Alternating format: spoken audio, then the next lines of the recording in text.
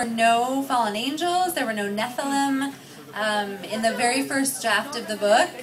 I did know that Patch was the first character, and I knew he was this bad boy, and I knew he had a dark secret. I just didn't know what it was, and it was as I was thinking what had caused him to become this dark, mysterious guy who was rather reckless and dangerous, that I decided he was a fallen angel, and it was a perfect fit because fallen angels were the original bad boys. What made you think of angels? How did you recreate that angel hierarchy or world? Well, I read the Old Testament when I was in high school, and so I had that as a foundation. But the rest just came through my imagination and just, thinking through the story.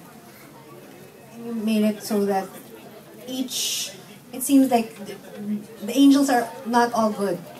They're like a mix of good and evil. Is that how you intended it to be? Yes.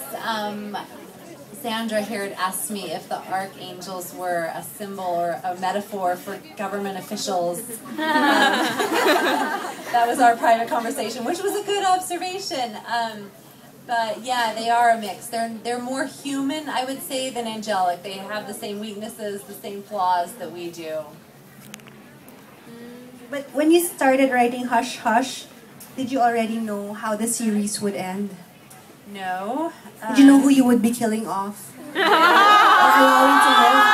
Or allowing to get together? I know some people are mad at me about that. I'm sorry. Sorry, not sorry. Spoiler.